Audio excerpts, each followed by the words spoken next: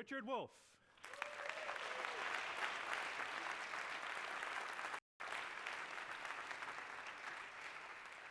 Bhaskar Sunkara. Katherine Mangu-Ward. John Mackey.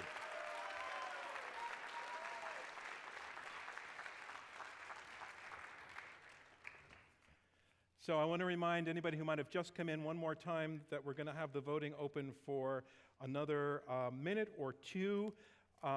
Again, go to iq2us.org/vote. Vote for the resolution, against the resolution, or tell us that you're undecided. Capitalism is a blessing is that resolution.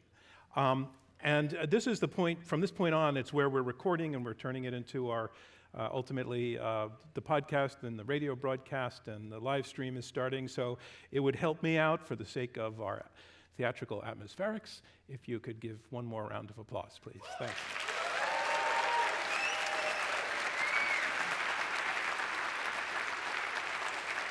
Mom, apple pie, and capitalism. That's how it has seemed for most of our lifetime. The American way has been the free market way. Free enterprise has been a keystone value of how we live and how we organize our society. And sure, capitalism has had its critics all along, some of them quite ferocious, but they were always in a distinct minority. But boy, has that changed now, with polls saying that only half the population has a clearly positive view of capitalism these days, and with serious contenders for the office of President of the United States from the Democratic side making capitalism, as practiced in the United States, their rhetorical punching bag and also the focal point of their plans to overhaul U.S. society. And given all of this, we at Intelligence Squared US think it is time to put capitalism to debate, so that's what we're going to do. Yes or no to this statement: capitalism is a blessing.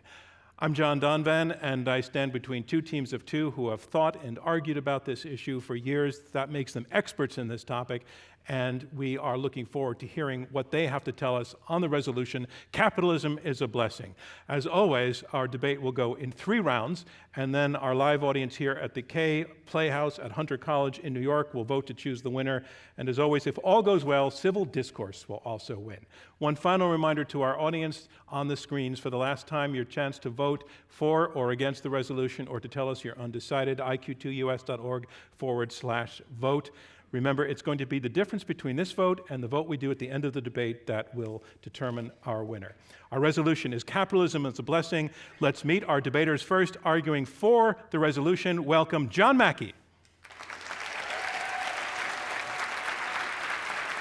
John, you are the co-founder and CEO of Whole Foods Market. You are author of the best-selling book, Conscious Capitalism, Liberating the Heroic Spirit of Business. Welcome to Intelligence Squared. Thanks, John. It's great to be here. Great to have you. And your partner, ladies and gentlemen, welcome Katherine Mangu-Ward. Katherine, you are editor-in-chief of Reason magazine. We've had some of your colleagues debating with us before. One of them is a 3-time winner, but I won't mention his name right now. You are the co-host of the Reason podcast. You're a Future Tense Fellow at New America. Thanks so much for joining us, Katherine. Thank you for having me. And we have 2 debaters arguing against the resolution. First, please welcome Bhaskar Sunkara. Hi, Bhaskar. You are the founding editor of Jacobin magazine and author of the new book, The Socialist Manifesto, The Case for Radical Politics in an Age of Extreme Inequality. Welcome to Intelligence Squared. And let's welcome your teammate, ladies and gentlemen, Richard Wolff.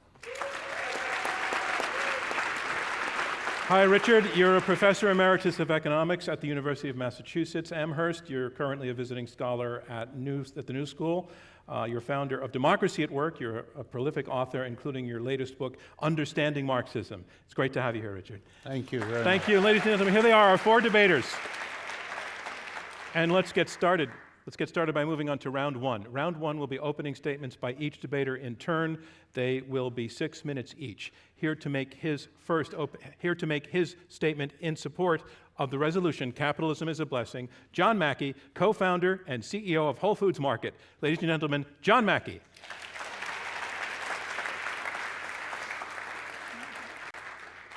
I'm not allowed to go past this blue line, so if I start to go past there, somebody say something. So let me start out by saying, is capitalism perfect? No, it's clearly not. It never will be. Human beings are not perfect. Human beings are always going to make mistakes. Human nature's partly selfish, partly greedy. However, I'll put this challenge to our opponents, and I'll also ask the audience this. This is the best time to ever be alive in the entire history of humanity. I challenge you to tell me if you could live another time in the past that's better than right now. Tell me when we get into the Q&A. Is capitalism a blessing? Well, you can't answer that until you say compared to what? Compared to what? Is it a blessing compared to the past? I'm going to show you that it was. Is it a blessing compared to its only modern rival, socialism? Another challenge I'll put forth. There have been 40 socialistic experiments countries have done in the last 100 years. Every one of them has failed. There has never been the answer. It's been tried and it fails every time. It'll always fail. It's deeply flawed. So, to my opponents, if you have an example of a successful, prosperous, socialistic country that is ending poverty, tell us. Because if you do, maybe I'll stop being a capitalist. So, defining capitalism is going to take too long. I'm going to say I prefer the word economic freedom. There's not a perfect capitalistic country in the world, and there's not a perfect example of a socialistic country in the world. North Korea probably comes closest to it, total government control. So we're all kind of on a continuum here.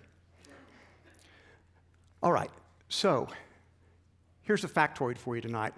97% of all the wealth that humanity has created in the entire history of our race has occurred in the last 250 years. 97%. Here you can see what's happened as capitalism took off. The GDP per capita raced up. The economic success of capitalism is unprecedented in the history of the world. 200 years ago, the world's economy was at the present level of Sierra Leone, of 94% of the people were poor. Since then, the per capita globally has increased by over 10x. It's increased 24x in the United States, 41x in Hong Kong, and 75x in South Korea, 23% just since 1960. Here's the 26 most economically free places in the world. Hong Kong's 1, Singapore's 2, the United States is number 12. Here are the 6 least economically free places in the world. They're all socialistic. The Nordic countries, they are capitalist. I want to take this one off the table. They have very high degrees of economic freedom. The United States, in fact, you can see they're all about equivalent to the United States. The Swedish model, I could have done the Denmark model. Sweden created most of its wealth back when it was strongly capitalistic in the early part of the 20th century. In the 1960s, they implemented a lot of socialistic policies. Economic freedom declined, and so did their prosperity. Now, since then, Sweden has cut back on their government tremendously. Their corporate tax rate is 22%. They tried wealth taxes and got rid of them. They have 0% inheritance taxes, and they have educational vouchers for all their children. Sweden now ranks number 19th in the world in economic freedom. They're clearly capitalistic with a strong social welfare component. Let's look at economic freedom and income per capita. You can see that mostly free, the more economically free you are, the richer your country is. If you're going to be poor in a rich country, because you are going to have more money if you're in a rich country. Declining global poverty. This may be the most important slide I'm going to show you. You can see that absolute poverty, if you go back 200 years ago, 94% of the people alive lived on less than $2 a day. 94%. 85% lived on less than $1 a day. Now, 8% live on less than $2 a day.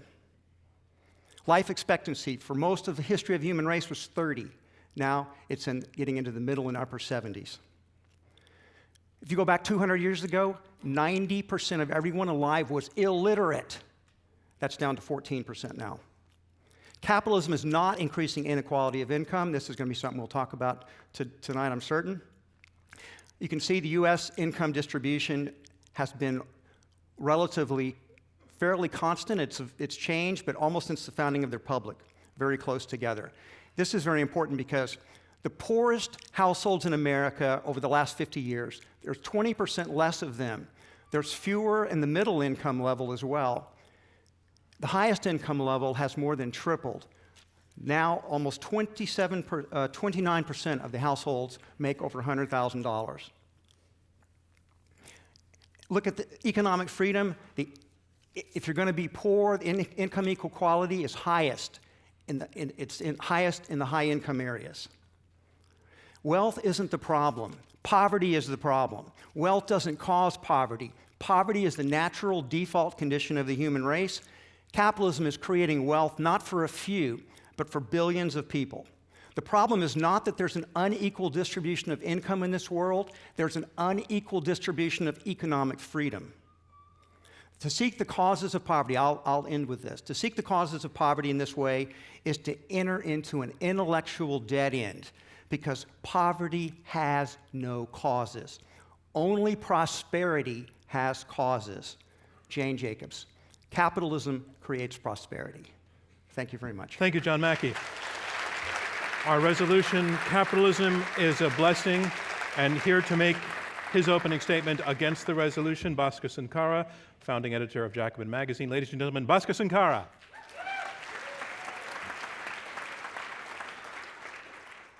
Well, let's be clear about what the question of this debate was. The question of this debate is capitalism a blessing? Not was capitalism a blessing? There's no doubt of the material gains of capitalist development.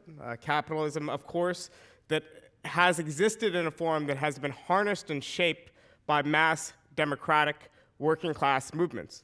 After all, the franchise and many of our most treasured basic civil liberties were not gifted to us by capitalists. Around the world, they were fought for and won, often by workers' movements that had as major parts of their components democratic socialists. So this is actually existing capitalism, and it's a capitalism that has been constantly shaped by anti-capitalist forces.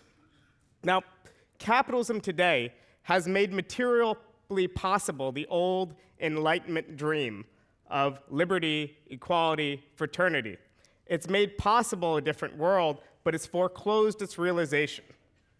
Now, what capitalism has not been able to do is solve two problems that I believe an alternative system could solve. One problem would be a distributional question. So the distributional question is, how come we have so much immense riches in the world, but so many other people are deprived of the basic necessities they need to fulfill their creative potentials, whatever that might be? So at the very least, we could say capitalism, in the United States, for instance, is not enabling people to reach their potentials because it's depriving them of housing, education, healthcare, and all these other core necessities of life. At the very minimum, we should demand that a different system offer people access to these things. Now, it is correct, and we'll get to this later. By the way, my timer isn't working, so So you have 4 minutes. Yeah, Your just third give me a hand. throw. I'm sorry it's dead on your side. I will let you know. But we are at a point when we need to say that, yes, the Nordic countries have actually achieved certain of these minimums.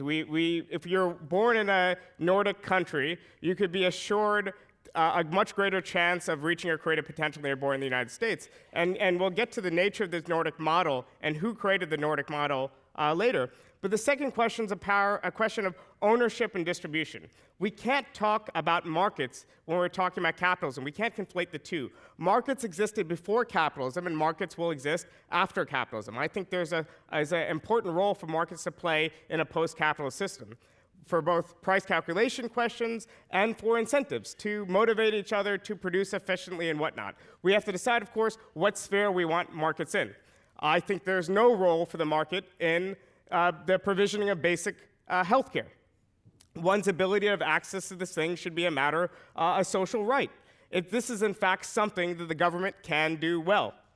Now, when it comes to the creation of pencils and all sorts of other consumer goods, it would be a huge mistake to say that we could do this by state planning. And very few socialists propose today that state planning would be necessary in the spheres of consumer goods. So what we're arguing when we're arguing for capitalism is not an argument for it's not an argument for some sort of a form of growth that's driven by market and for prosperity. What it is an argument for is private ownership of the means of production. So, Bhaskar, you have 2 minutes left. I would argue that what we have in this society today is a society that enables people to reach their creative potentials, people who have access to the means of production. They have access to all sorts of avenues of success, while other people of equal talents are stuck working for them. Now, what would an alternative be? We could collectively run our workplaces and elect our own management. Now, these self-managed firms would still have to be subjected to forms of discipline. These self-managed firms could compete against each other in the market. They could fail. That's fine, as long as the sectors and spheres that are failing are not core sectors like our healthcare, like our education, like things where we don't believe the market should have any part in. Then that would be fine. But what you're arguing when you're defending capitalism is not a system of productivity based on the market. What you're arguing for is market dependency, the fact that every single sphere of life, the important necessities, be driven by market imperatives, and you're defending private ownership of the means of production. In my alternative, in a democratic socialist alternative, workers would be incentivized to work and contribute to production by, instead of receiving a wage, by receiving a dividend of production. So what we propose, what we need to aspire to, is a form where we no longer have workers and capitalists, but we simply have worker owners. This sort of society would have a bedrock of a decommodified social safety net. Sweden did not switch towards some socialist model in the 1960s.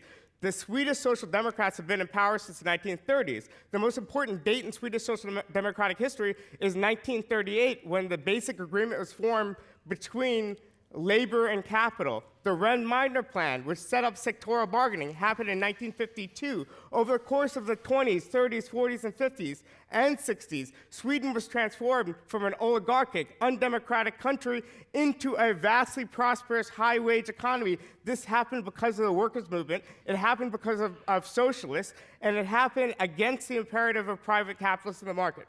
Bhaskar, Sunkara, thank you very much.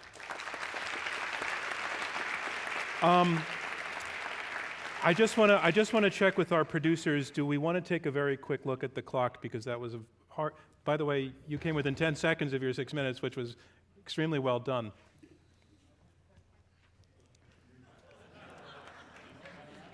Now they both don't work.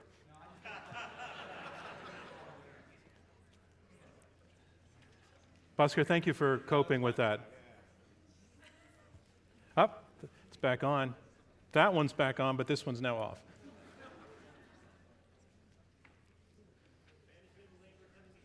They've got it on the wrong one, though. Okay, we're back in business on both sides. Thank you. Katherine, I want to give you your introduction, so stand by while I do that. So I have to do a little bit of business. So here's a reminder of where we are. We are halfway through the opening round of this Intelligence Squared US debate.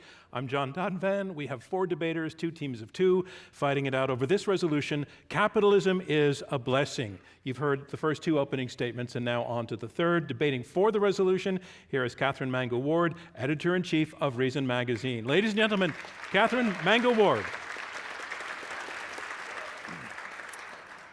So I was going to start by thanking my partner, John Mackey, for making an incredibly powerful case for capitalism, but I also want to thank Bhaskar for making an incredibly powerful case for capitalism. Thank you very much. Because capitalism is markets, and I am going to die on that hill. So let's go ahead and have that fight. The 4 horsemen of the apocalypse are in retreat, as you saw on 10,000 rapid-fire slides just now. We are winning the battle against famine, war, pestilence, and even death. That is thanks to capitalism. Our opponents are going to try and explain that away. They are going to say that it is some other thing happening, that maybe it was capitalism before, but in the future it's going to be something else even better. Don't believe them. What I want to argue is, however, not just that capitalism is all chubby babies and iPhones and,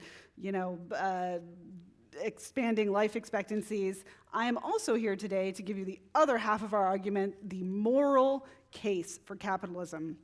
Capitalism not only makes people better off, it is also a morally better system. I want to start with a very simple idea, the double thank you. Now, you know what this is. You do this when you buy lunch. You go, you say, "Hi, I'd like a hot dog." The guy says, "I'll take your money." You swap, and then you say, "Thanks," and he says, "Thank you." That right there, that is capitalism's signature move. That is what capitalism is about. Other systems don't have that. When you put it another way, we could say that market society is a game where you win by making sure that other people are better off with you than without you. The beauty of market capitalism is that it's built from voluntary interactions. All these alternatives we're going to hear about today, everything that they made up that they want to see in the future that's socialist or whatever, that's all built on a moment where we have to radically reorder society in a wave of some kind of violence or confiscation. Capitalism doesn't need that. Capitalism will continue without that. And that is an enormous, important moral difference. It doesn't matter how beautiful your utopia is. It does not matter how grand your grand plan is. If it requires a huge consolidation of power, that has to be done at the point of a gun. We're all morally better off when we're not complicit in that kind of theft. Of course, it's true that every fortune made in a capitalist system is not just. Capitalism, as in every other system, there will be people who lie, people who cheat, people who steal. But capitalism alone among economic systems is not predicated on zero-sum thinking. It is not predicated on the idea that you need to take to have. Instead, you can earn. Now, of course, we all know Adam Smith. We've met that guy and his old adage about the butchers and the bakers and how they're going to hook us up with a nice charcuterie platter or like a bologna sandwich, not out of the goodness of their hearts, but because they want to make money. But capitalism isn't just about the trade part of the double thank you. It's also about the innovation part. And so I want to talk about why we get a better baguette as well as getting a baguette for our cash. Also, they should not schedule these debates at dinner time. Can we all agree? I'm starving. So the two moving parts of capitalism, the trade part and the competition part, work together, but the competition part is doing a lot of money. Capitalist competition is not conflict. It is competition to produce a better widget or baguette. You know who knows this? You know who's like totally down with this idea? It's your boy Bernie. There he is. He has said, and he's quite right, capitalism does a number of things very well. It helps create an entrepreneurial spirit. It gets people motivated to come up with new ideas, and that's a good thing. Right on, my man. Now, right after that, he has a big butt, and then he has a whole bunch of things about how capitalism is bad. And since I'm here representing Reason Magazine, I don't want to leave Bernie up on the screen too long, so let's switch over to Uncle Milton. Nope, that's Bernie again. He's everywhere. There he is. That's Uncle Milton. Milton Friedman once said, and he's quite right about this, that underlying most arguments against the free market is a lack of belief in freedom itself. And that's where I want to leave you all tonight. When socialists say stuff like, the private decisions that have massive public implications must be subjected to popular control. Only then will we have a democratic society. Jacobin. What they mean is that people can't be trusted to make their own decisions, just as surely as when theocrats say we must order the public square for the highest good. It is just as sinister. Do not be confused about what they are asking for. Capitalism gives people what they want, not what a group of powerful people think they should want. And that is a very different thing. I find it hard to believe that a workers' collective or whatever alternate plan we're going to talk about here tonight will cheerfully produce the exact number of rosaries and birth control pills and wedding cakes and persimmons and hot dogs and whatever else it is that you guys want they will tell you that you're not allowed to want some of those things. And that's wrong, because we started with the double thank you, and I want to finish with just as important part, which is the no thank you.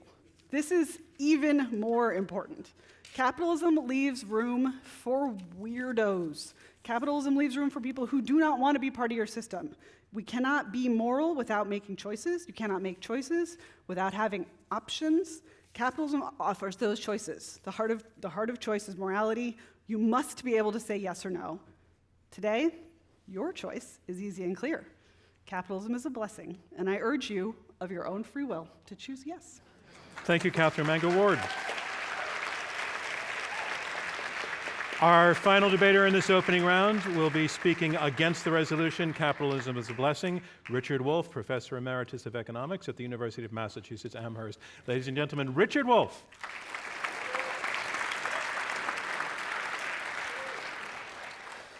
So I'm the professor. And as the professor, I got to start off with a little lesson. Capitalism is not a market. Markets do not distinguish capitalism from other systems. We had slavery in this society, characterized above all by a market. Shall we celebrate the market, or are we ashamed of the market in human beings? Think about it. Markets have done some of the ugliest things in the history of the human race, but that's not my concern, although if we were discussing markets, it would be. Capitalism is a way of organizing the production of goods. It's different from slavery because it doesn't have a master and a slave. It's different from feudalism because it doesn't have a lord and a serf. But it's like them because it's divided society into two. One, as a minority, has all the power. We call them nowadays employers. And the other ones don't, and we call them employees, although in their dreams they know they're serfs and they're slaves.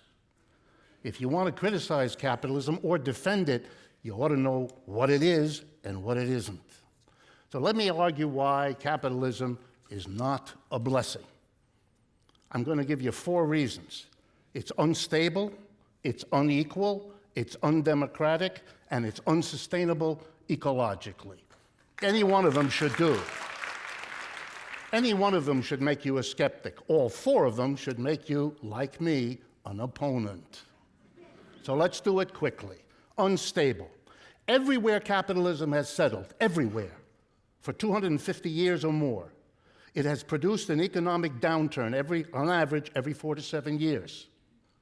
A recession, a depression, a downturn. You got a lot of words for this because it has traumatized every society where capitalism has settled. Throughout the history of capitalism, every effort was made, stop this, fix this, because the system shakes every time it collapses. You know, like after 2008. That's why we're here tonight.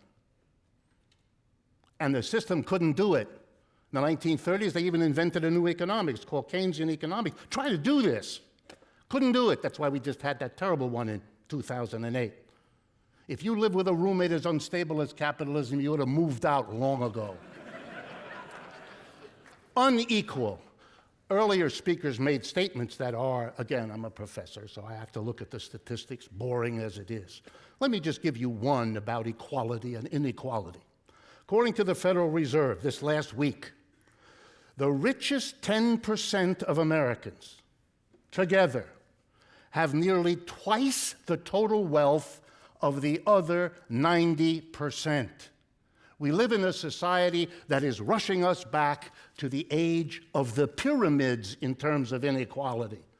That is a national shame, and that's the responsibility of capitalism that has brought us to this charming situation of grotesque inequality. Undemocratic, let's see. How is every enterprise organized?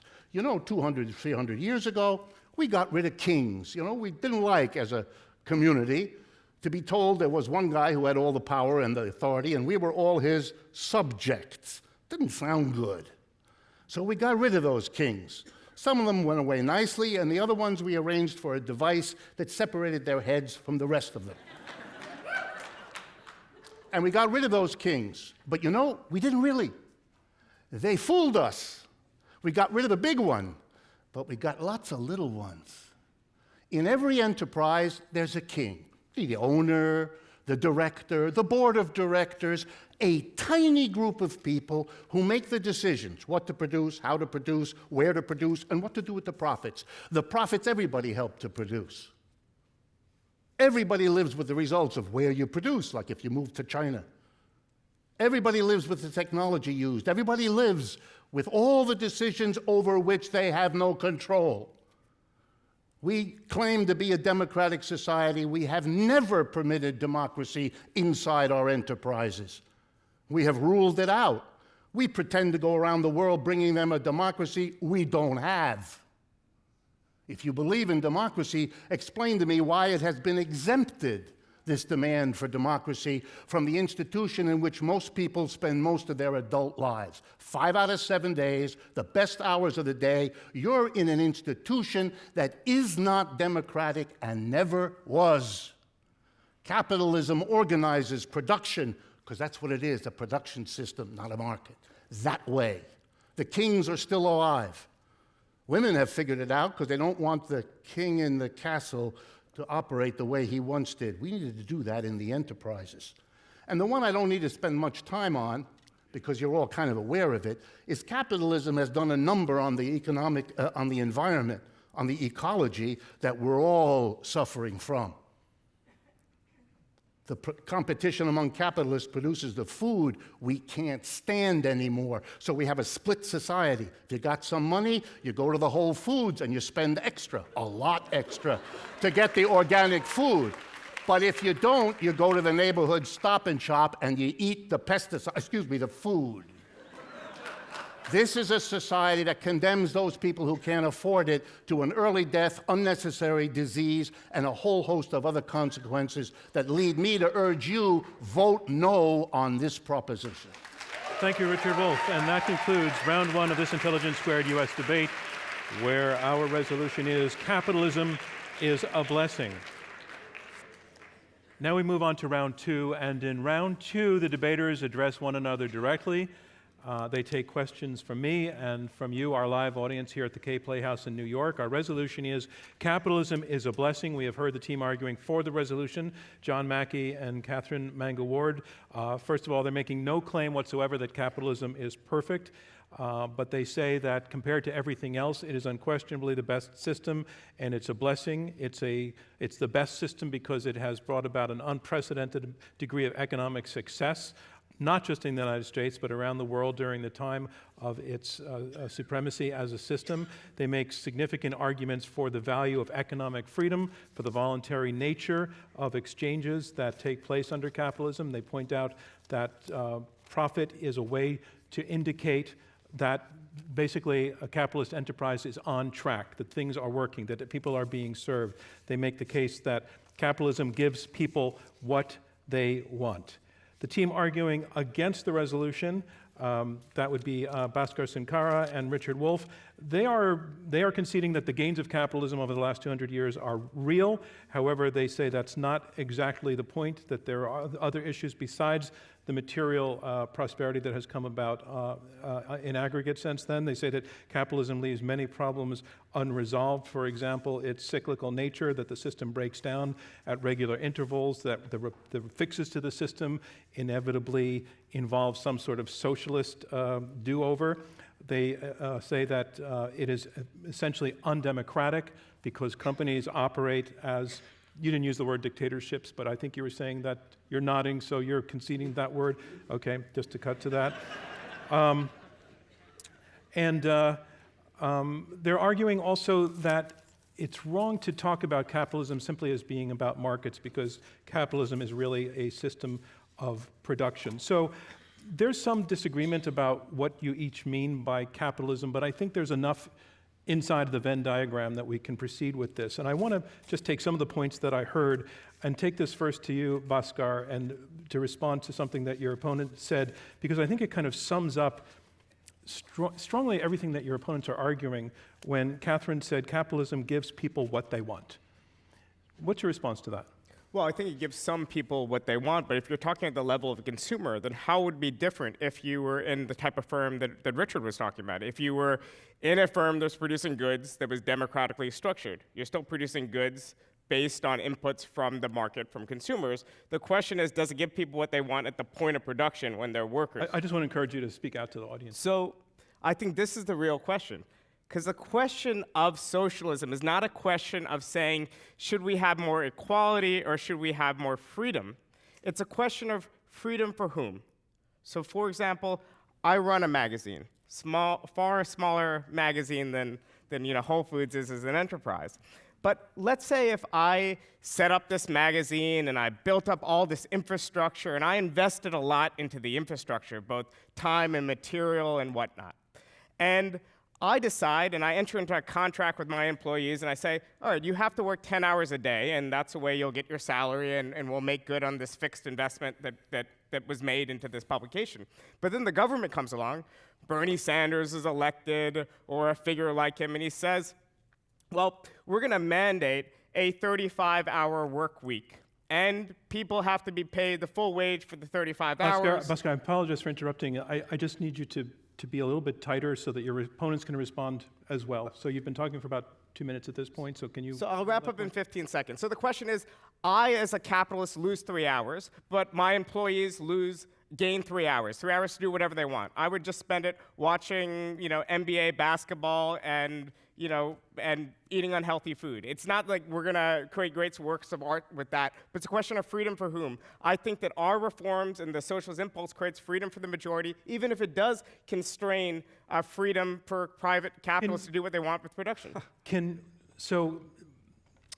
you take 2 more sentences just on the question of, your opponent's response that capitalism gives people what they want? If you boiled what you just said down to 2 sentences, it would be? Well, fundamentally, if you're talking about at the sphere of consumption, then it's markets that are giving people what they want, not the dictatorial nature of capitalist production. That doesn't give people what they want. Okay, so I want to bring that back to Katherine. So what I hear is, yes, he agrees with you that if people want stuff, it works really well for that. If people want, I guess, power in the workplace, it's very bad at that. Right. So can you take that on? Yeah, again, I appreciate Bhaskar making my case for me. If people want stuff, capitalism works really well for that. Just want to pause there.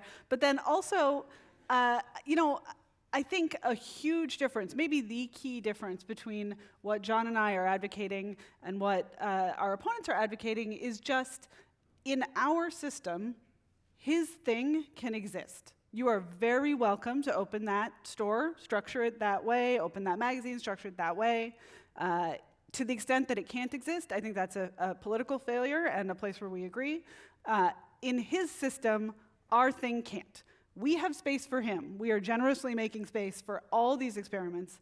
They don't have space for us. And that gets back to the very, very fundamental idea that capitalism defends the rights of a minority, of people who want to do things differently. I am happy to defend your rights to be economically different. I wish you would offer the same to me. Rich Wolff? I sometimes wonder in these conversations whether we inhabit the same planets here. Giving people what they want. The defenders of capitalism have always talked in terms of the outputs that people want. I assume most of you understand that output is not all that life is about. The consumption of objects isn't the royal road to happiness. It really has a lot more to do with relationships you have with other human beings that shape the quality of your life. And if the relationship you have is in an enterprise that is an autocratic, dictatorial, top-down operation that stifles your own initiative 100 times a day, which most of you in your work lives know all about, and if you had a couple of drinks, out it would come, your frustrations. And you're right, that vague sense you have at the end of the day that you've been ripped off. The reason that you have to, on the way home, stop at that bar which offers on the window happy hour, as if to underscore the difference with the other hours of the day. So life is a... I want to let John Mackey get into this. Let me just finish the point. Life is more than the question of consumption or whatever the system delivers you. If you really like Doritos all the time, you got them. But if you care about the relationships of life, you need a change in the way production is organized, and that's the critique of capitalism. Okay, thank you. I want to bring, first of all, I really wish I had not been the one who introduced the word dictatorial into the conversation. I was merely trying to paraphrase what I thought you said, but I am not taking sides and choosing that term. But I wanted to bring to John Mackey, who has been a CEO, the kind of the challenge that Richard is bringing. That it's, I'm not going to talk on that question, I guess. Everybody else did, but I don't get to talk on that one? Or pardon me? Changing I the... just called you. Oh, are you Yeah, calling me on that yeah. question, I'm or looking you for can your ask me? take on what he had to say. Yeah. Well, I don't think Richard's ever opened a business, so I don't really think he knows what he's talking about. I put a challenge up. Capitalism isn't perfect, right? But compared to what? To a utopian fantasy in his own mind? Maybe not. Maybe not shaping up very well. But compared to real-life socialistic test, it looks really good. We talk about dictators. What about Stalin and Mao and Castro and Chavez? Socialism murdered 129 million of its own citizens in the last. It's comparative.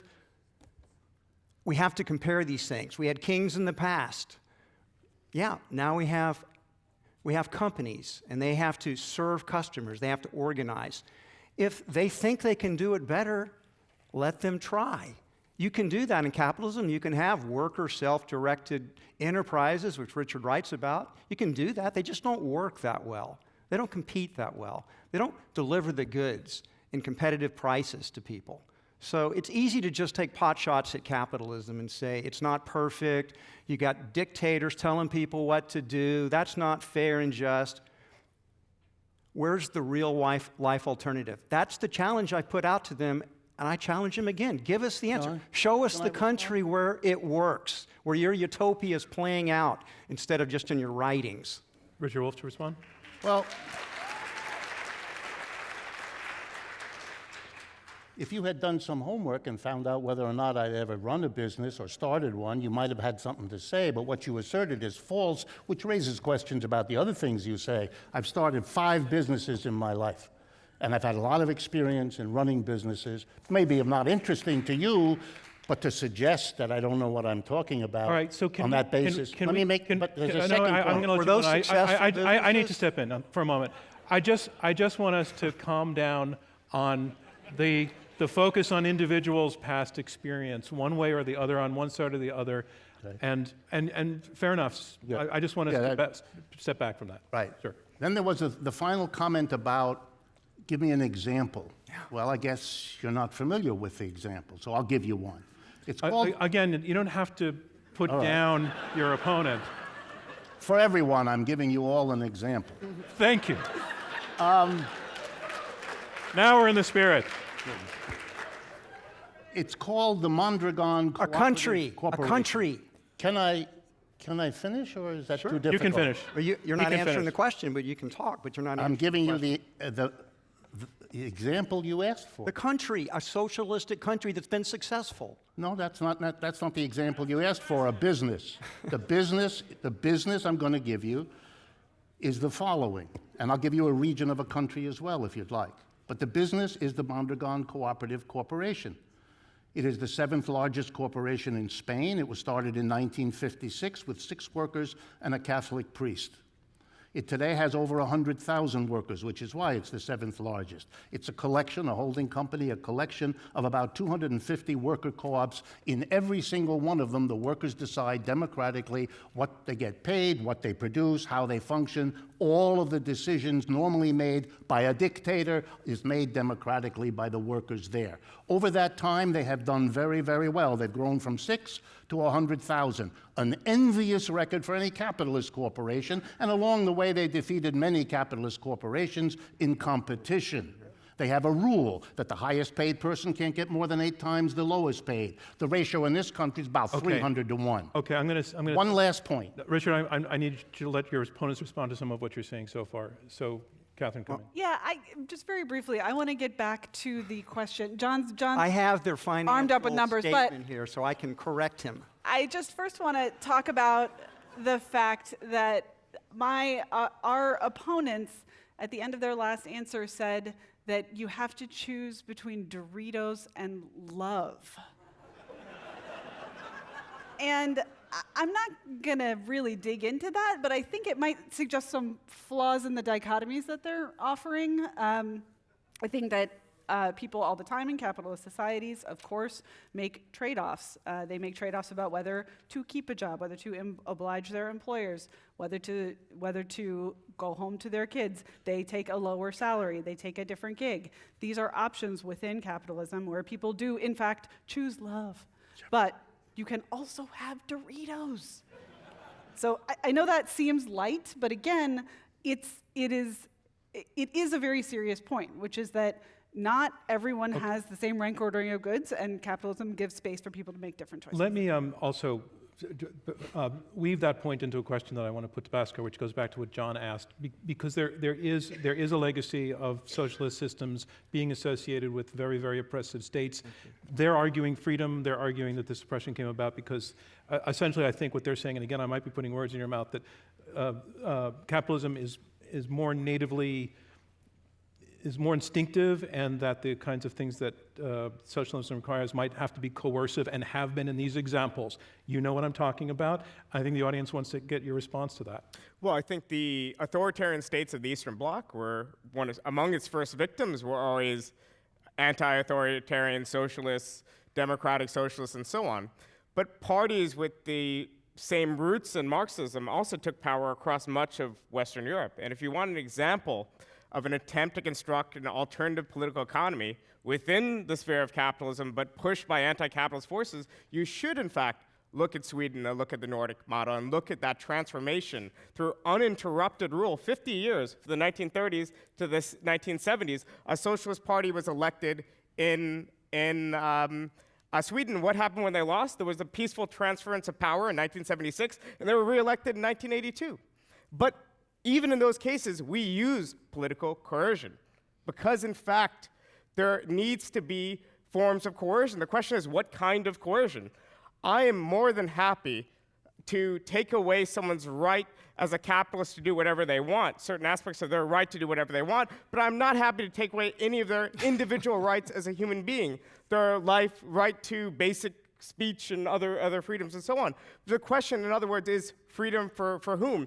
But unions, sectoral bargaining, regulations, these are all in political coercion by and pushed by the majority on the minority. That's what it is. It just isn't an extreme form, and that's what democratic socialism always advocated. Let me take that to John Mackey. So the theme from your opponents has been that there's a theme that capitalism is essentially anti-democratic. They were explicit about that. Can you take that point on? I can, but I do want to real quickly say that I'm quite familiar with the example Richard used, and they have many admirable things about them, but they are smaller than Whole Foods Market is, 50% smaller in revenues. They don't have 100,000 people working for them. I have their financial statement right here, 81,000 people. Their EBITDA is not that great. And they're not really, they're worker-owned, but they're not worker-managed. They're not a utopia by any means. Women are not particularly empowered, and they don't have very good track record on the environment either. So he holds them up as the great example, but they're nothing special from my perspective. And how about their theme of capitalism being essentially anti-democratic? Capitalism is not anti-democratic. In fact, democracy and capitalism go together. They go together. Where do you think democracy came from? It's come up through capitalism. What's strong? Any country that has high degrees of economic freedom also have high degrees of personal freedom. They also have democracies. These things tend to go together. And once socialism gains power, democracy begins to disappear over time. First, you lose your Bhaskar said that he believes in sort of civic rights, but maybe not economic rights. But when you begin to take away economic rights, civic rights will follow eventually. When power gets concentrated, that's what happens. I Richard, also, okay, you go ahead and sure, let I you- just wanted to again come back to the statement that I read earlier from a recent issue of Jacobin. Only when the private decisions that have massive public implications are subjected to popular control will we have a democratic society.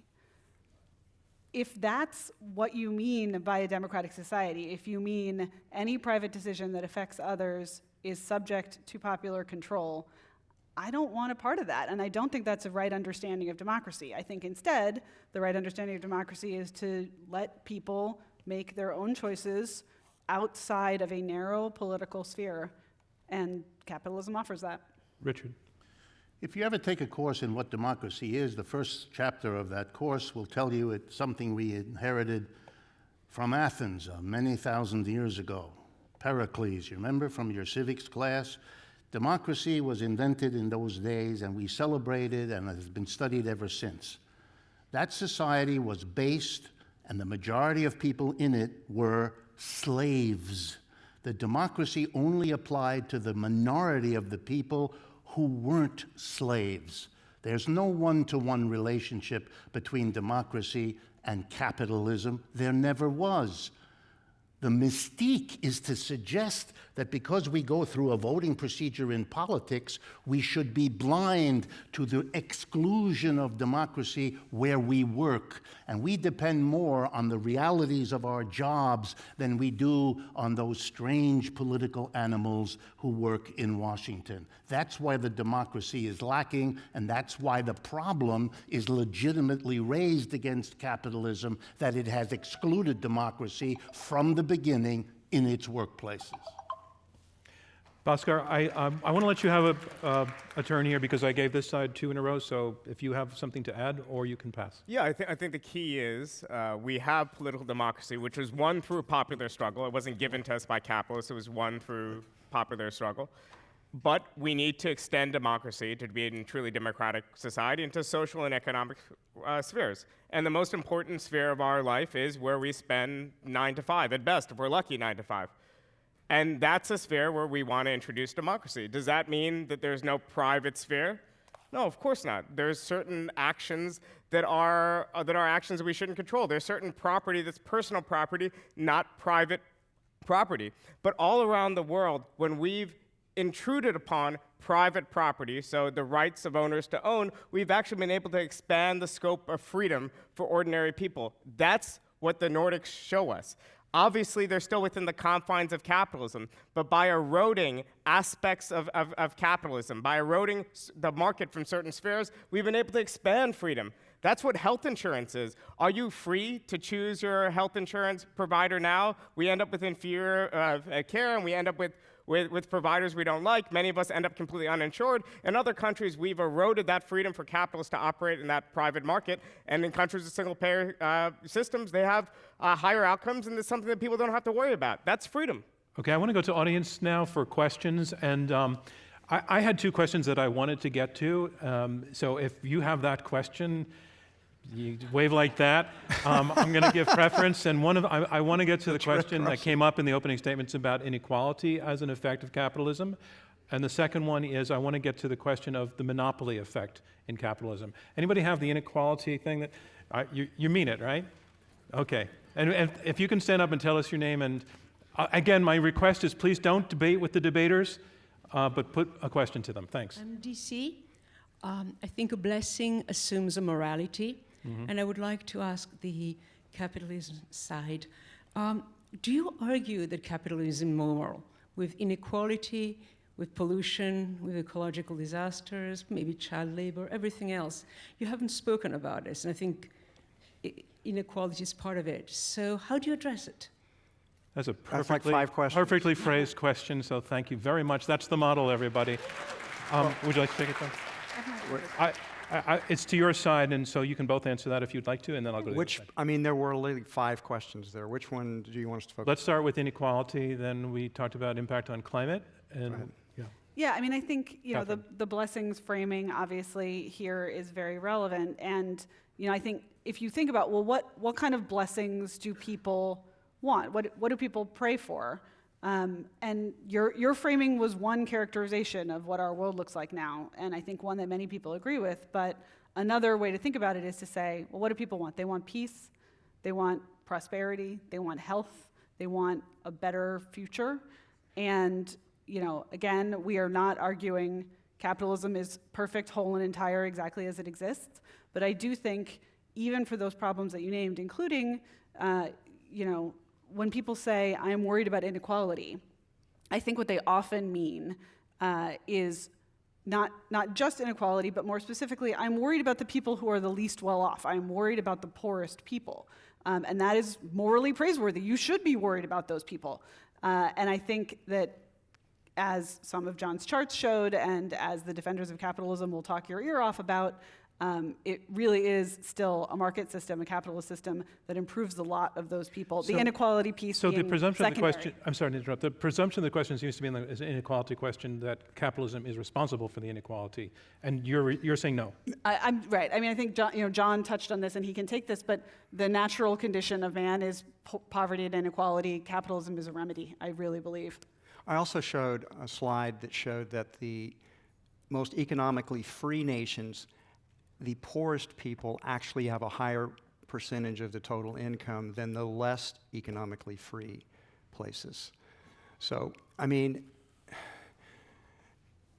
let's take what happened to China, for example, when it was a socialistic. It's still socialistic, but it's now moved with more economic freedom, which is, as it's gotten more economically free, hundreds of millions of people have escaped from poverty. If we go back into the peak, when China, 1958 to 1962, 35 million people starved there. 35 million people starved there. They actually had black markets for human flesh because people couldn't get any food. That's what happens. Capitalism ends poverty. When China began to move back towards economic freedom, their inequality went up. It's much higher today than it was 40 years ago. But is China better off because they liberalized parts of their economy and went back to economic freedom? Unquestionably, they are, because they're not starving to death. And the number of people that, if you go back to 1962, 48% of Chinese lived under the poverty line of $3.20 by the World Bank. What percentage lives under that poverty line today? Okay. 1%. So your bottom line to the question is that on all those points that capitalism is morally preferable. Absolutely. Morally. Okay. It's ending poverty on this planet. Capitalism is ending poverty. It's morally superior. Take it to Richard Wolff, please. In logic, there are syllogisms, and they work something like this. If the society is doing better off, it must be capitalist. That's what he just told you. The Chinese call their society socialist. I'm sure they're wrong. John has it right. No, they call it socialist. The government decides a whole lot of things. It directs the government, and it decided to allow certain levels of capitalism highly under the government control. Here's two facts that you need to deal with in economics if you're going to talk A, about China, and B, about people dying. Very dangerous choice. The two fastest growing economies in the world, one in the 20th century and one in the 21st, the fastest growing economy in the 20th century was the Soviet Union, which did not bring in capitalism the way the Chinese Socialist Communist Party did. And the one in the 21st century that grew fastest was the People's Republic of China, which it is now able to challenge the United States. I'm not endorsing those societies. I'm talking about the economics that they set out to achieve, which was to stop being as poor as John illustrated and to become much less poor. And they achieved that with a powerful central government and a socialist program full of all kinds of things I don't like, but that's a separate matter because they set out to grow their economy, number one. Number two, this reference to the people who died in China. Terrible thing. But are we really going to compare systems by counting bodies? If you want to choose that, then let's do it properly. Let's ask how many people died under the socialist regimes, good and bad ones.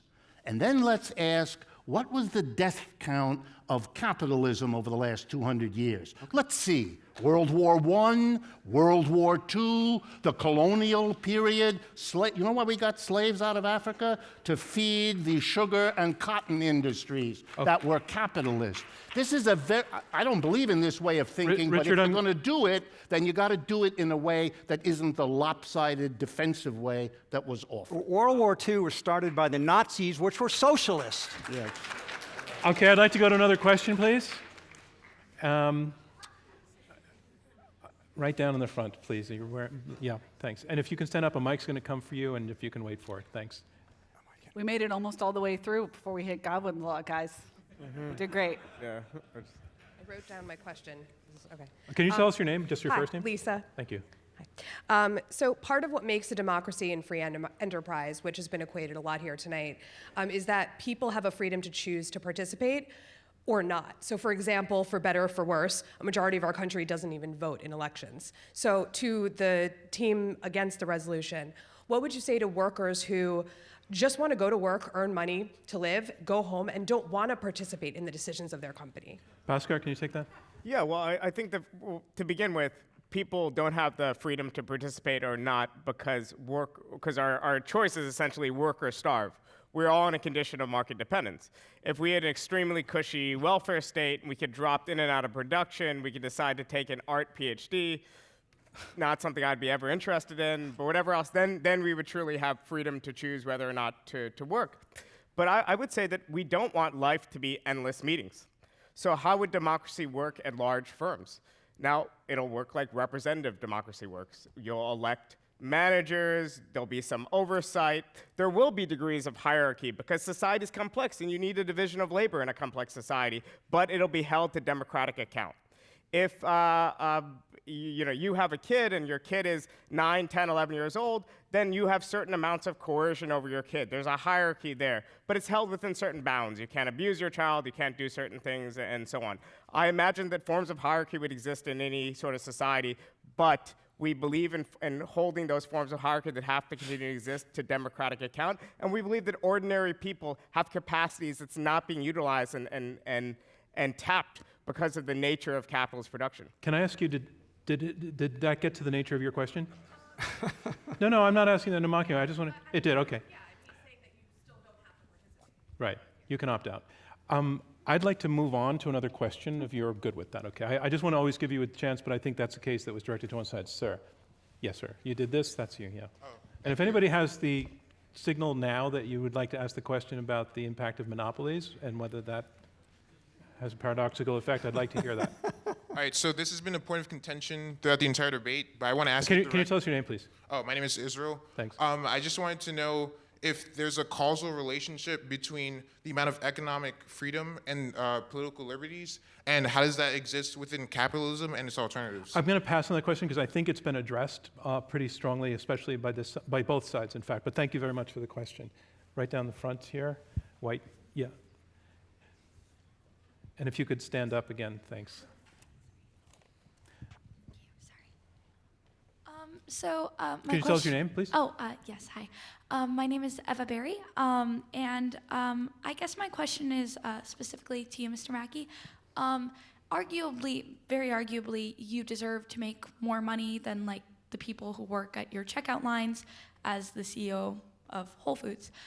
But do you really think that the gap of pay between you and your workers is really justified? Do you think it could? I absolutely don't. John, I just want to say, I like to discourage questions that aim at personal experience, but if you're good with it, Oh, you I'm can go very ahead. good with this. Okay. So there is a huge gap between what I get paid and what the team members at Whole Foods get paid. I make $1 a year, and I have for the last 13 years. All my stock options were donated also to our charitable to our 3 foundations: to end poverty, school nutrition gardens, and to whole cities, the inner cities. So it's a pretty big gap, but I can afford it. Can we Please not do that. What do you say? You need a microphone.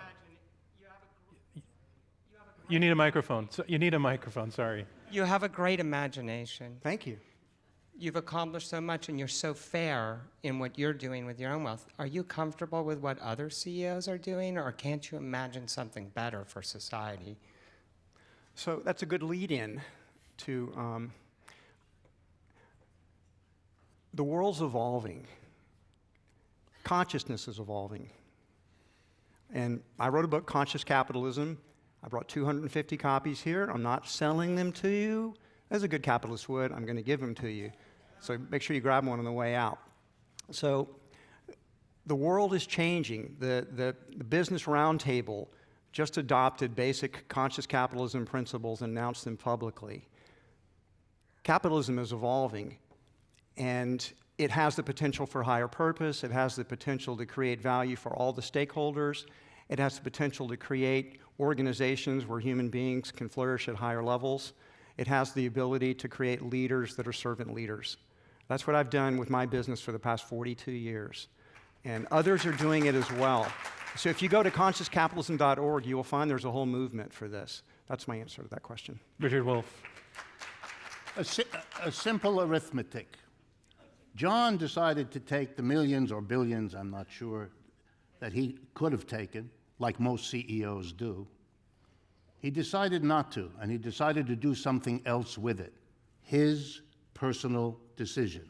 His alternative, if he didn't want to get paid all that money, would have been to lower the prices at Whole Foods, and everybody else would have saved the money that he is not taking anyway, and that would have distributed much more democratically what it is he chose not to take. When you distribute income and wealth in a highly unequal manner, so that some people get the vast bulk and the rest of us don't, you're leaving the power of the purchasing overwhelmingly in the hands of a minority that shapes what gets produced.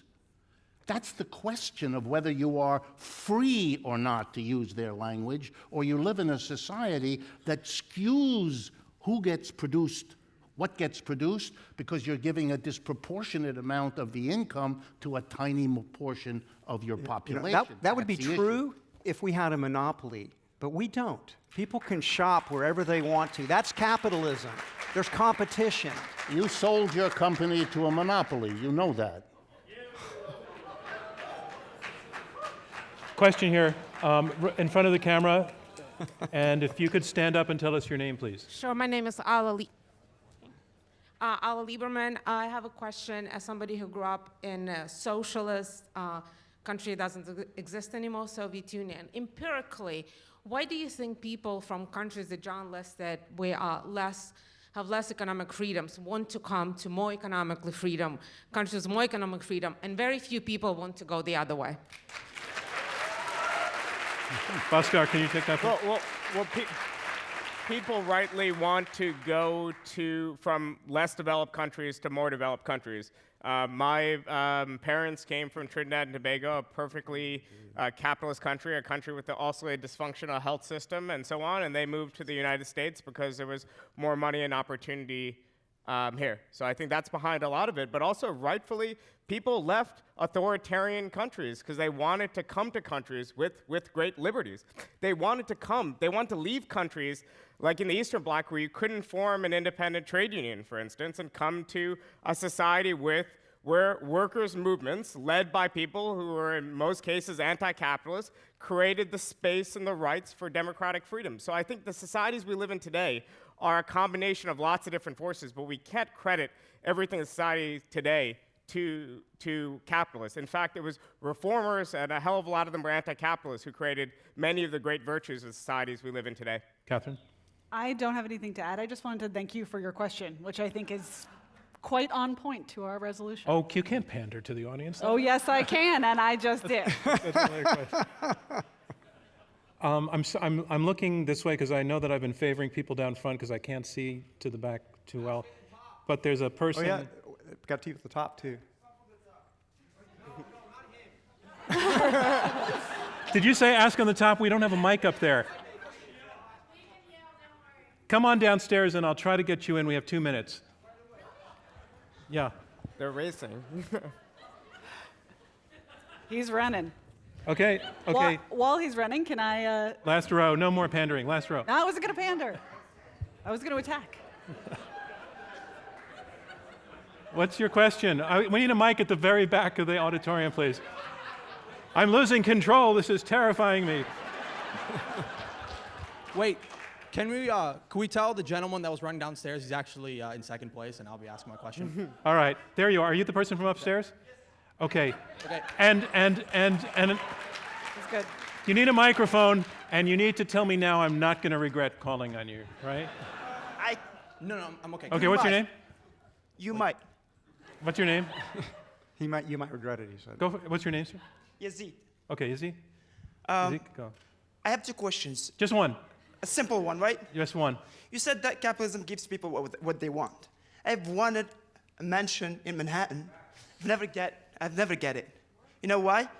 I want a car. I want a lot of things, but I don't get them because a lot of people have too many of them, and we don't get them. Okay. I'm going to pass because you're bringing up the inequality question, which we have touched on, and I'm looking for one more good killer last question right down in the front row. Thanks for coming all the way downstairs. This is going to be our last question. Please make it great. Because other people have too many of them. Hello, my name is Diana. It's a question for the side arguing for capitalism. Where would you, and that's related to, anyway, my question is, where would you draw the line? Can capitalism go too far? Good question. And if you want to, I'm going to put a question very mark quickly, right there. And if you want to add on the Pareto distribution to help your answer. Okay, let's say, can capitalism go too far? Can economic freedom go too far? Yes, it could. I mean, it has in the past. There can be, people can cross the line. There needs to be, they're not arguing there should be no government, there should be no regulations. We need the rule of law. We need to do it in an intelligent way. And that's what the debate should be about. How do we make capitalism better? How do we make it more responsible? How do we make it more caring? That's what this debate should be about, not whether capitalism is a blessing. And Richard Wolff, the softball question of the night to you, can capitalism go too far?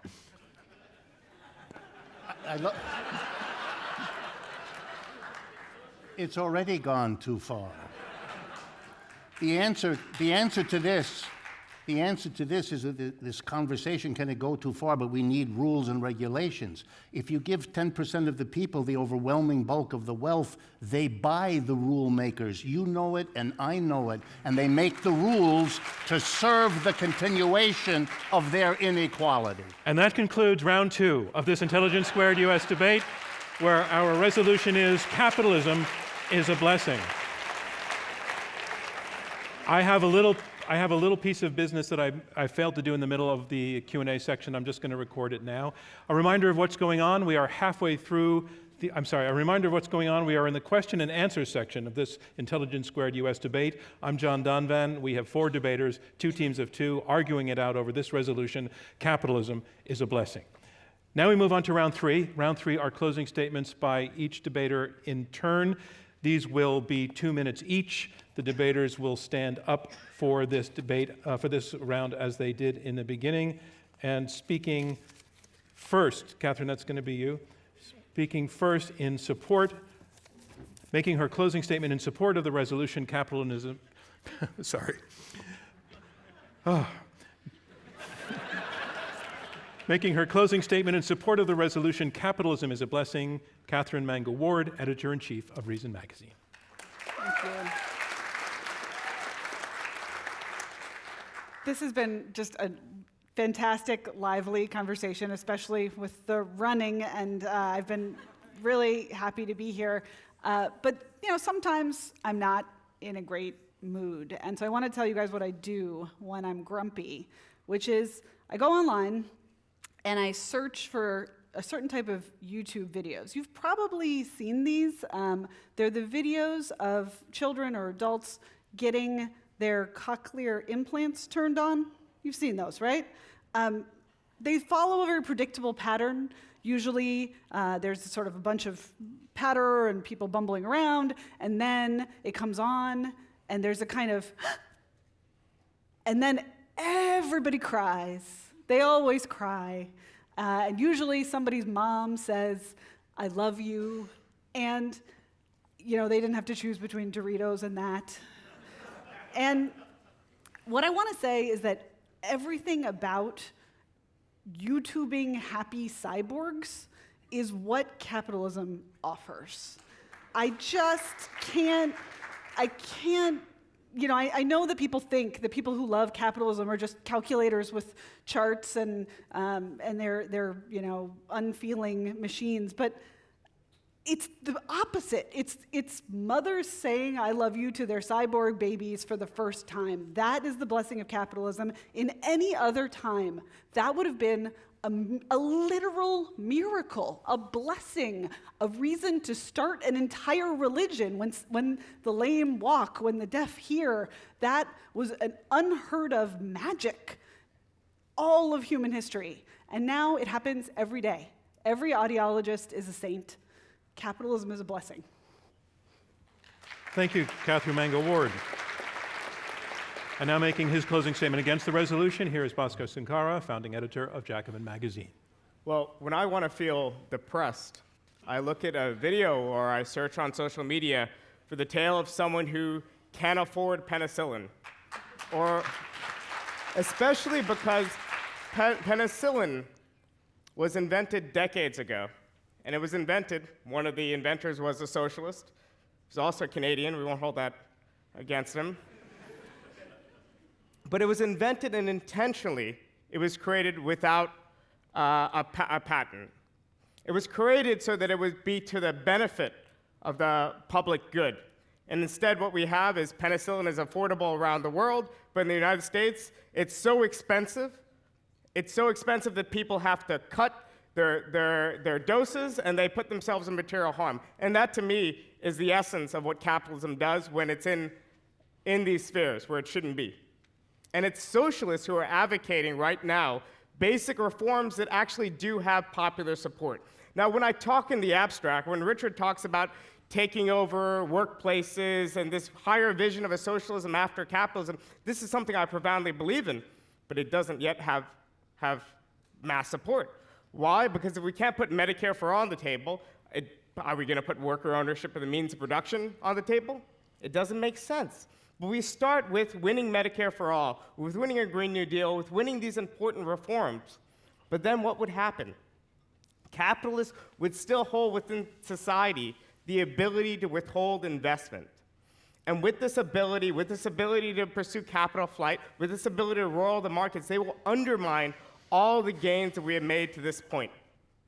This is what happened in Europe when the welfare states from the very peaks of humanity in the 1970s were undermined.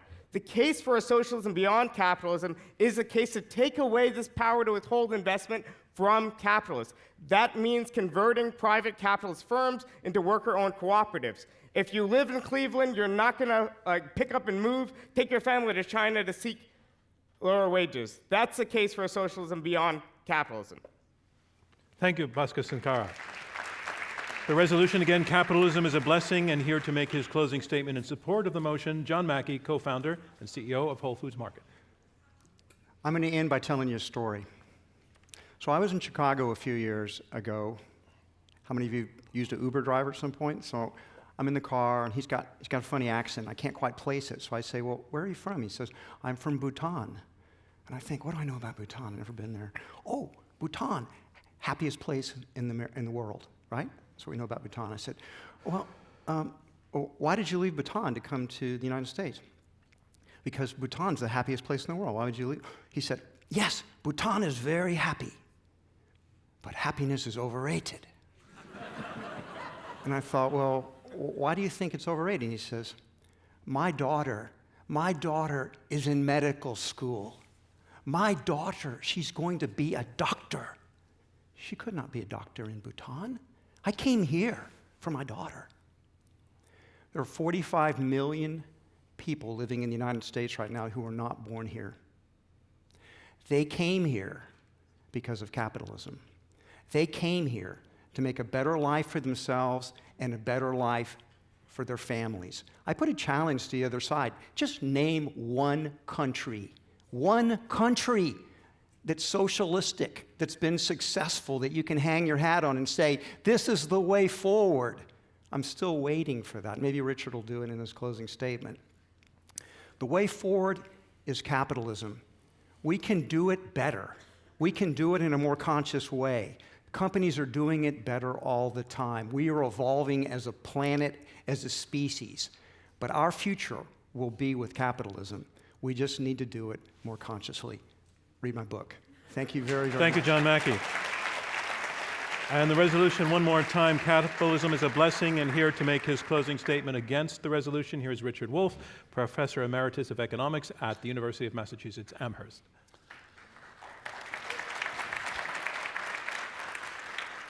So I began as the professor, and I'll end that way. Every economic system in the history of the world can be described as having three phases. It was born, it evolved, and it died. The village economy, slavery, feudalism, you name it. Born, evolved, and died. What can we say about capitalism? It clearly was born.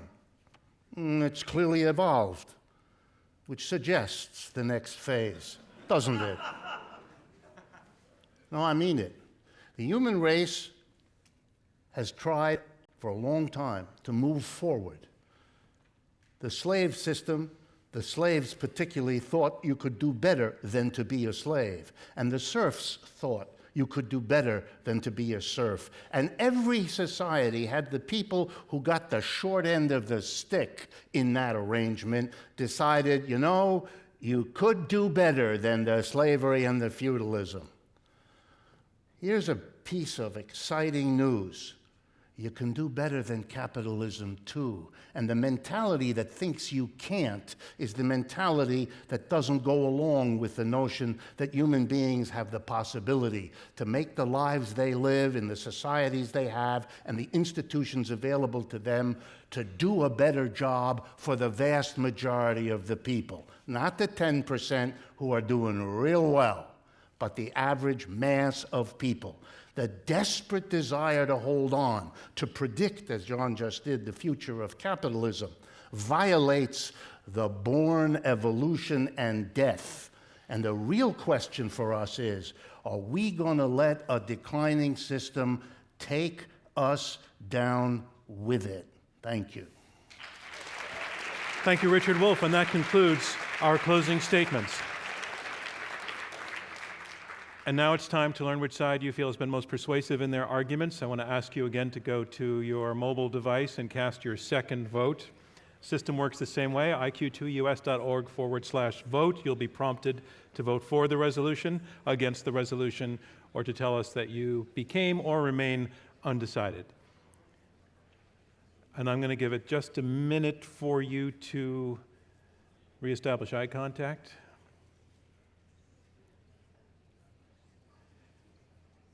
Okay, it looks like most of you are wrapping up. While we're doing that, this was certainly one of the more spirited debates that we've had, and I think we stayed mostly on the rails. And I want to thank you all for bringing a passion and an honesty and an integrity to this, for doing your homework, for caring so much, and for helping us mostly to raise the level of public discourse. So thank you very much for the way that you all did this.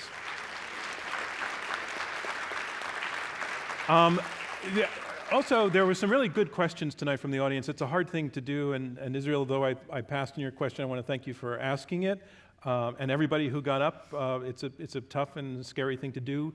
So everybody who contributed to the conversation tonight by asking a great question, I want to thank you for that as well. I want to talk to just a little bit about where we're going as an organization in the coming season. This is our conclusion of our fall season.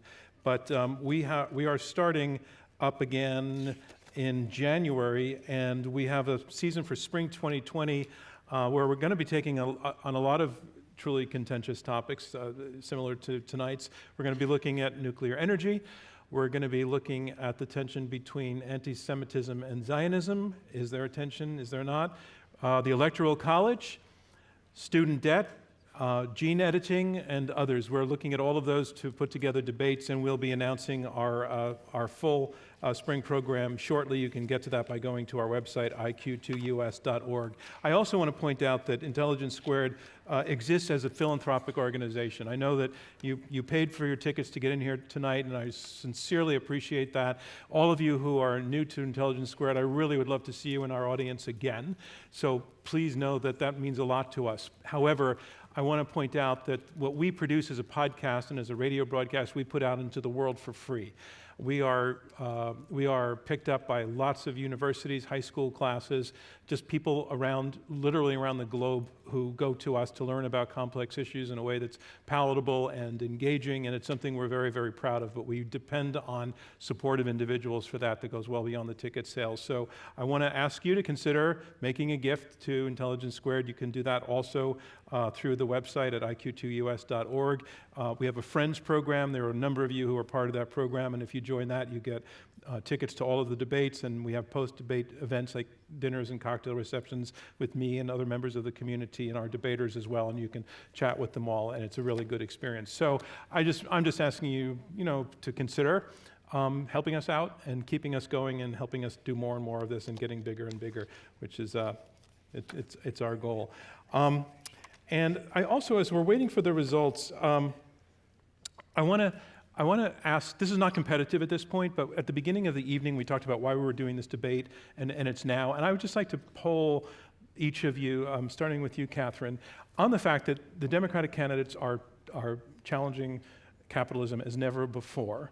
I just want to get your take on that. Primarily, do you think that that's going to last? Is this a fad, or is this a strong new direction, do you think, for the Democratic Party? The thing that I'm actually struck by is that the Democratic candidates are being joined by conservative intellectuals in challenging capitalism, which those strange bedfellows should make us all pretty nervous, I think. As for predictions, Donald Trump taught me not to try. But you do find it concerning as somebody who thinks capitalism is a blessing. Yes, I lay awake nights. All right. Bhaskar, what about you? What do you think is going on there? Well, I don't think there's any candidate necessarily challenging capitalism. I think there's candidates trying to speak to people's needs. And the key need right now is Medicare for all. We have an inhumane health insurance system, and there's majoritarian support for Medicare for all. And that means challenging capitalism insofar as it's capitalism in the private health insurance industry. But a lot of these abstract questions are not on the table. It's not relevant to people. They're not affirmatively choosing either side because it's just an abstract issue and they have enough stress in their life with day-to-day concerns. I hope that in the long run, people on the left of the political spectrum can better speak to them. And if it has to be the right, I would rather libertarians and right populists and racists, but I think that's a real choice going forward. I think it's either going to be right populism or democratic socialism. John? I've learned never to talk about politics when I'm on a stage. All right, fair enough. But I will make one comment, which is that since he went to Medicare for all, we do not have a capitalistic healthcare system. I'd like to see, if you want good examples out there that we could maybe pay attention to, I'd say Singapore is maybe the best and Switzerland's the next best. So those would be two. I'd like to see America move in those directions rather than Medicare for all. Richard? Everything in my experience, it teaches me that the last 10 years have been a sea change in American politics. It is the undoing and the reversal of what happened at the end of World War II, when the successes of the New Deal and the alliance with the Soviet Union in World War II so frightened the business community in this society that they committed themselves to a vast project of undoing the New Deal, and when that got into full gear, giving us the neoliberalism culminating in Mr. Trump. For me, the American people in the crash of 2008 figured out that that recipe of going backwards, undoing all the gains that had been made, was exhausted. And they are now open to the issues of the kind of debate we've had tonight. The system itself after having been exempted from criticism for 75 years, is now finally on the table again, and we can have a conversation we should have had those 75 years, but the taboo blocked it. The taboo is broken, and I feel real good about it. So the opposite of your nightmare. Okay. All right, thank you. I'm very interesting to hear all of your points on that, but I want to tell you this. It's now all in. I have the final results. Remember, it's the difference between the first and the second vote that determines our winners. It went like this. On the resolution, capitalism is a blessing, before you heard the arguments, 56% agreed that capitalism is a blessing, 21% were against the resolution, 23% were undecided. One more time, I'm going to explain those are the first results. It's going to be the difference between that and the numbers I'm about to reveal that determine our winner. In the second vote, the team arguing for the resolution, capitalism is a blessing, their first vote was 56%. Their second vote was 62%. They pulled up 6 percentage points. That is the number to beat. The team against the resolution, their first vote was 21%. Their second vote was 28%. They pulled up 7 percentage points. By 1 point, the team arguing against the resolution, our winner. Congratulations to them. Thank you from me and Intelligence Squared US. We'll see you next time.